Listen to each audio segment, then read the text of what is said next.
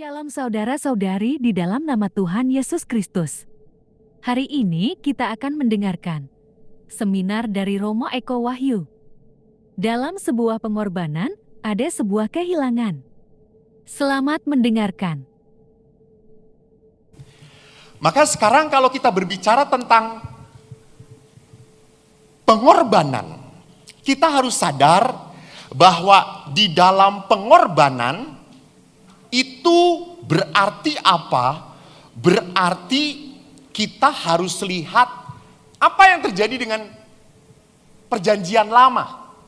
Pengorbanan mana yang paling dahsyat di dalam sejarah keselamatan? Pengorbanan siapa yang terjadi paling dahsyat selain Yesus? Ya selain Yesus. Jangan ngomong salib lagi nih. Selain Yesus. Pengorbanan mana yang paling dahsyat di dalam sejarah keselamatan iman? Saya suka orang Yakobus itu sangat kenal dengan kitab suci. Sehingga semuanya rendah hati, tidak mau menjawab. Karena umat Yakobus tidak pernah mau mempermalukan romonya. Mereka langsung diam, gue udah tahu, diam aja lah, gak perlu sombong kalau tahu itu. Anda tahu, pengorbanan yang paling dahsyat baru saja dirayakan oleh saudara-saudari kita. Betul, Abraham. Anda pernah mendengar kisahnya? Beberapa berbicara sebagai pengkhianat, beberapa diam saja, sungguh-sungguh berkhianat gitu ya. Abraham kisahnya begini, saya bacakan. Setelah semuanya itu Allah mencobai Abraham. Ia berfirman kepada Abraham, Abraham, sautnya, ya Tuhan, firman-Nya, ambillah anakmu yang tunggal itu yang engkau kasihi, yakni Ishak. Pergilah ke tanah Moria dan persembahkanlah dia di sana sebagai korban bakaran pada salah satu gunung yang akan kukatakan kepadamu. Keesokan harinya pagi-pagi bangunlah Abraham, ia memasang pelana keledainya, memanggil 2 orang bujangnya beserta Ishak anaknya. Ia membelah kayu untuk korban bakaran lalu berangkat. Ia dan pergi ke tempat yang dikatakan Allah kepadanya. Ketika pada hari ketiga Abraham melayangkan pandangan, kelihatan kepadanya tempat itu dari jauh. Kata Abraham kepada bujangnya, tinggallah kamu di sini dengan keledai ini. Aku beserta anakku akan pergi ke sana. Kami akan sembayang. Sesudah itu kami kembali kepadamu. Lalu Abraham mengambil kayu untuk korban bakaran dan memikulnya ke atas bahu Ishak anaknya. Sedang di tangannya dibawanya api dan pisau. Demikian keduanya berjalan bersama-sama. Lalu berkatalah Ishak kepada Abraham ayahnya, Bapa, saut Abraham, ya anakku, di sini sudah ada api dan kayu. Tetapi di manakah anak domba untuk korban bakaran? Saut Abraham, Allah yang akan menyediakan anak domba untuk korban bakaran baginya anakku. Demikianlah keduanya berjalan bersama-sama. Dan akhirnya sampailah mereka ke tempat yang dikatakan Allah. Lalu Abraham mendirikan mezbah di situ.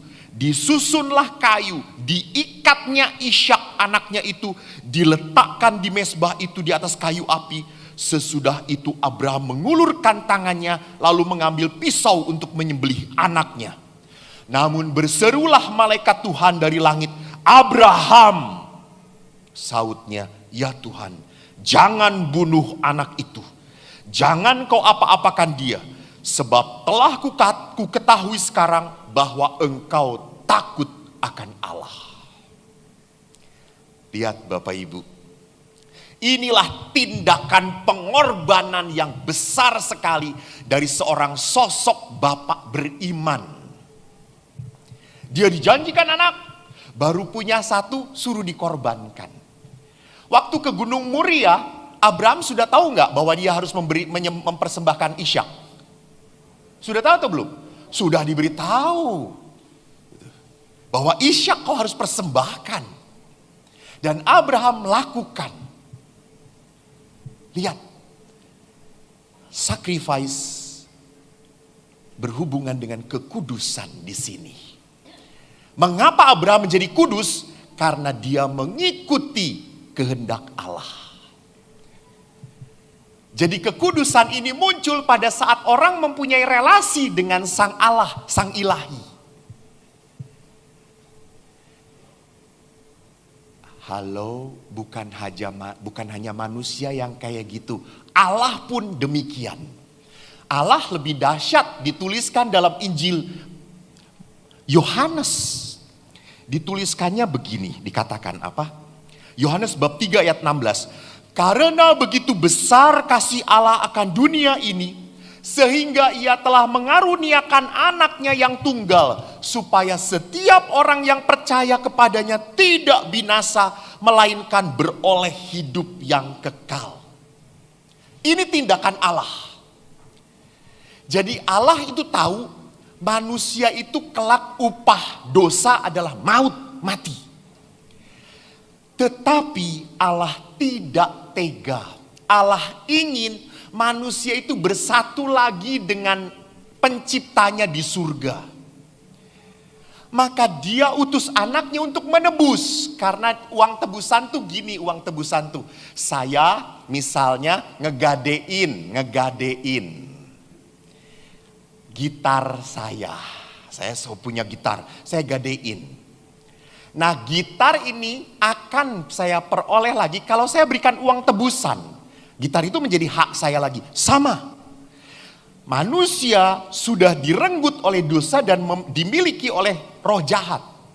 Dan Allah menebus lagi sehingga ini kembali menjadi anak Tuhan. Lihat, ini karya Allah. Di dalam kerangka apa? Penebusan. Maka kita bisa lihat di dalam nilai-nilai pengorbanan itu ada apa saja. Pertama, di dalam pengorbanan pasti ada satu. Saya yang akan saya ambil, yang saya berikan. Kan mengorbankan itu kan berarti saya memberikan sesuatu. Itu pasti yang berharga. Pasti yang berharga. Itu pengorbanan. Maka seringkali suka aneh. Orang mengorbankan, saya mau nyumbang. Sumbangan ini pengorbanan. Apa yang disumbangan, Pak? Baju bekas. Itu bukan pengorbanan, itu penghinaan namanya. Ini kan sudah tidak dipakai lagi, tidak berharga. Itu bukan pengorbanan. Jadi pengorbanan itu adalah sesuatu yang paling berharga. Dan saya lakukan itu, kenapa yang paling berharga ini saya berikan? Karena saya ingin mendapatkan sesuatu yang lebih berharga, lebih mulia. Maka di dalam kitab Kejadian bagus sekali Tuhan berkata apa? Seorang laki-laki akan meninggalkan ayah dan ibunya dan ia bersatu dengan, ya udahlah, istrinya. Dan akhirnya mereka menjadi satu. Lihat, keluarga itu berharga, berharga sekali. Di tempat keluarga adalah cinta pertama yang kita dapatkan.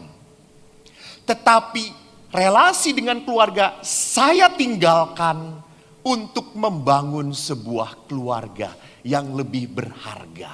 Lihat. Jadi di dalam pengorbanan itu ada sesuatu apa? Gerakan untuk apa? Sacrificing, mengorbankan. Dan tentunya kita harus sadar. Pada saat orang harus mengorbankan pasti punya penderitaan. Benar atau tidak? Berarti pasti kita kalau pada saat pengorbanan ada sesuatu yang hilang.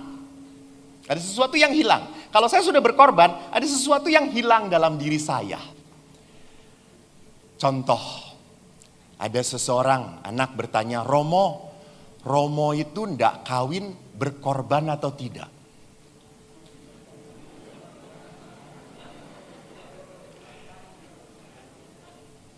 Saya ditanya serius sama anak-anak. Romo tuh kalau ndak kawin itu apakah itu sebuah pengorbanan atau tidak? Saya katakan begini, nak, dulu waktu awal-awal saya jadi Romo, saya nggak menikah, itu saya lihat sebagai pengorbanan. Tetapi setelah saya menjadi imam bertahun-tahun mendengarkan konsultasi, Anda langsung tahu jawabannya ya. Tidak menikah itu anugerah terindah, saudara-saudara. Bukan pengorbanan, enggak. Aduh Tuhan, apalagi saya selalu banyak melihat ibu-ibu ya Tuhanku yang sudah tidak jelas bentuknya.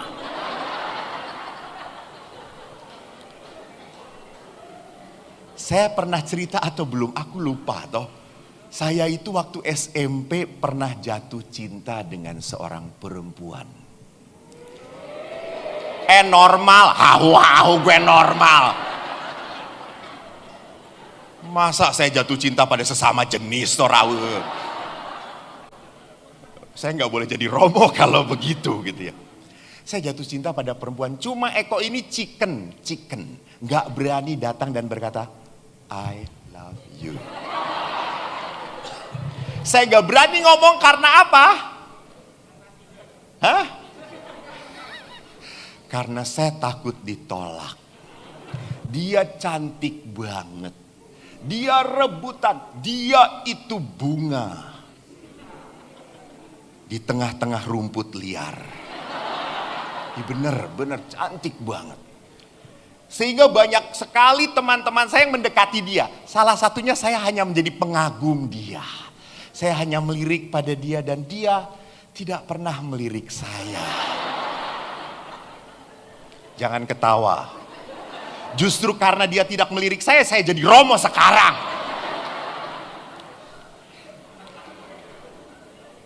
Saya selalu mengamati dia.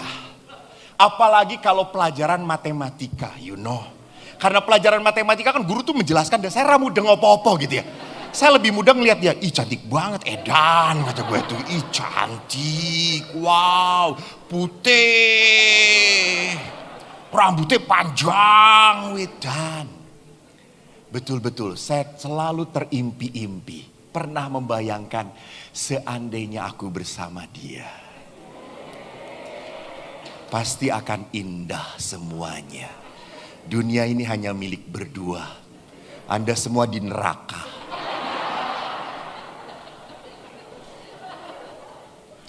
Tapi saudaraku yang terkasih, apa yang menjadi bayangan saya, rupanya Tuhan menunjukkan bahwa kehendak Allah lebih indah.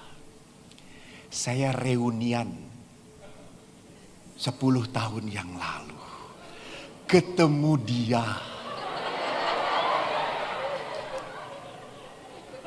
Dulu saya teriak, wow, sekarang. Yeah.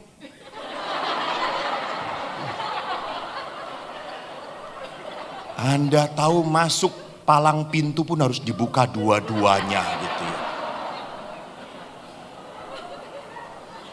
Saya tanya, ini kamu? Iya kok. Kamu dulu sering ngeliatin saya. Dulu saudara-saudara, dulu, sorry.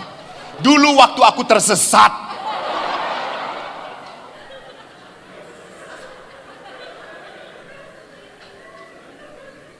Jadi saudaraku, lihat yang terjadi bahwa di dalam sebuah pengorbanan, di dalam sebuah sacrifice, ada sesuatu yang hilang. Benar, saya tidak pernah punya seorang perempuan pun yang eksklusif dengan saya. Enggak.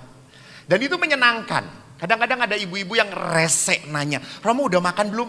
Ya Allah, nanya-nanya gitu ya. Dia di Bandung, saya di Surabaya. Sudah makan belum? Emangnya kalau ini mau nge-GoFoodin, kata saya itu. Saya tidak punya, betul. Tetapi bukan berarti saya tidak bahagia. No. Memang tidak ada satu perempuan yang eksklusif dengan saya, tetapi banyak perempuan yang memperhatikan saya. Bapak yang menikah N. Ya. Memang ini tolong jangan ceritakan ya. Tolong jangan ceritakan. Memang kalau saya memimpin meninggal suaminya, itu istrinya menangis kejut-kejut. Tapi kalau pastor yang meninggal, saudara-saudara, semua umat tertawa bahagia.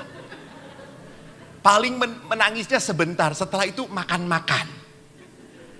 Jadi memang rupanya kalau pastor meninggal itu tidak ada yang kehilangan. Sehingga kemarin itu saya bertemu dengan seorang bapak-bapak yang ngopeni beberapa pastor. Bapak-bapak ngopeni pastor-pastor senior. Dia mengatakan, Romo, Pak, umat itu ngopeni Romonya kalau waktu masih muda. Masih kenceng, masih bisa khotbah baik. Romo sudah piansui, halah. Umat tidak akan berkata, apa kabar Romo? Enggak, akan berkata, kok enggak mati-mati sih Romo gitu ya. Tapi saya yakin itu bukan umat Yakobus. Betul? Tuhan dengarkan mereka.